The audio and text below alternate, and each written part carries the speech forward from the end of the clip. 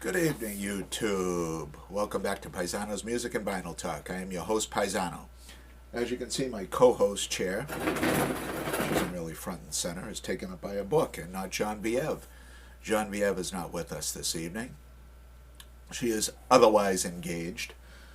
But we are going to talk about Jimi Hendrix and a posthumous release that came out in 2013 called People, Hell, and Angels. This was the fourth release by the Experience Hendrix label and their collaboration with Legacy Recordings. Janie Hendrix's half-sister, took over at some point and started putting out some older material. This, by all accounts, is not the best place to start when you're trying to get involved with Jimi Hendrix. These are some deep cuts and some alternate takes and some alternate mixes and unreleased stuff. It's a double album. Like I said, it came out in 2013.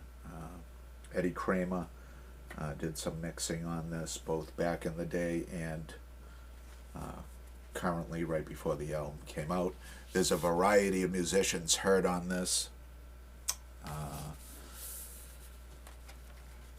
Mitch Mitchell drums on some of these tracks. Buddy Miles drums on some of these tracks. Billy Cox plays bass on some of these. I think one of these somewhere has Stephen Stills playing bass and Buddy Miles on drums. That's an interesting trio right there. Crash Landing has a drummer by the name of Rocky Isaac on drums. Percussionist Al Marks appears on Crash Landing as well. Johnny Mays appears on drums on Let Me Move You. Lonnie Youngblood plays saxophone on at least one of these recordings. And one of the Allen brothers sings, Albert Allen. Albert and Arthur Allen, they were twins from Harlem, and they had a friendship with Hendrix before he hit it big. And they touched base every now and again. And they collaborated on a song called Mojo Man. And on it, it was recorded in two separate places at Fame Studios at Muscle Shoals in Alabama in 1969 and Electric Lady Studios in New York City on August 1970.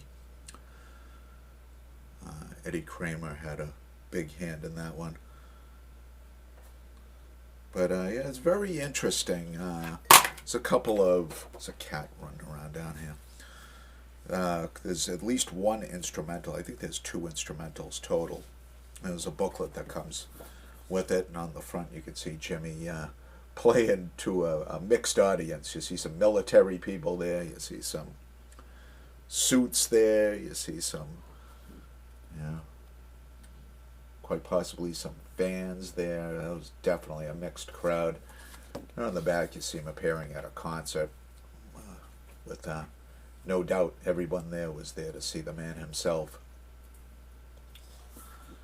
Yeah, it's a nice little booklet with some nice pictures of Hendrix in the studio, mostly in the studio. It's him with Buddy Miles right there.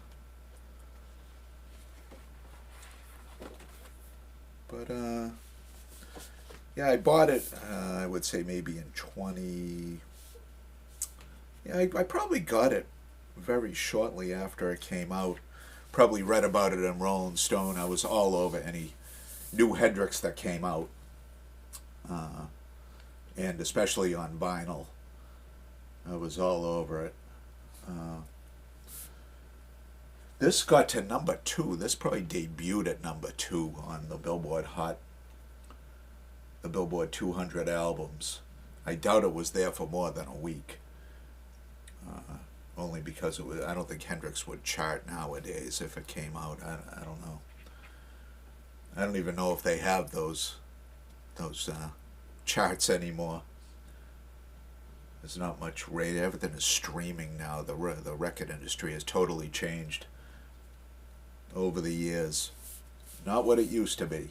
It's all in touring now. That's where the money is made. And downloads and streaming and all that. Let's go over the track listing, shall we? Side A on the first record, Earth Blues, Somewhere, and a very capable rendition of Hear My Train A-Comin', which was a Hendrix live staple. Side B of the first record, Bleeding Heart, Let Me Move You, and a version of Isabella, which was performed at Woodstock. The second record, Easy Blues, Crash Landing, and Inside Out. And the final side of record 2, Hey Gypsy Boy, Mojo Man, and Villanova Junction Blues. Now, Villanova Junction Blues was something that Hendrix worked on and off. And he played part of it in the instrumental run out to his appearance at Woodstock in August of 1969. You can hear some snippets of Villanova Junction Blues. It's only comes in at 1 minute and 48 seconds on the album here. But it was something Hendrix always worked on. Never quite seeing a release on an album. But the majority of this was recorded for the follow-up to Electric Ladyland. And it was tentatively titled New Rising Sun, The New Rising Sun. First rays of the New Rising Sun, excuse me. And most of the recordings are from 1968, 1969. A lot of it was done at the record plant in New York City. And his own Electric Lady Studios. But like I said, this is a deep cut album. And a lot of people are saying this is brilliant, and a lot of people are saying it's totally unnecessary. It could have been made, could have been done with one album. That it was kind of overdone, kind of, dragging the bottom of the barrel. I think it's somewhere in between. I don't think it's absolutely essential listening for Hendrix, but I mean, he's got some great Stratocaster tones on here. That's one thing about Jimi. He always had the best Strat tone. Just staggering, classic Fender Stratocaster tone. He was the master of the Stratocaster, no doubt. All right, join us tomorrow night. We're closing in on Christmas here. And Genevieve will stick her hand into the Pittsburgh Pirates hat and draw another album for review next week, which will be in between Christmas and New Year's. It will be December 28th. So we'll see you tomorrow night, and we'll discuss any Christmas plans anybody might have. But it's a very festive time of year. And Paisano's going to be the first to wish you a Merry Christmas and a happy holiday season.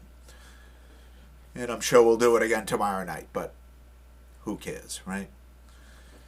Until tomorrow night, YouTube. Thank you.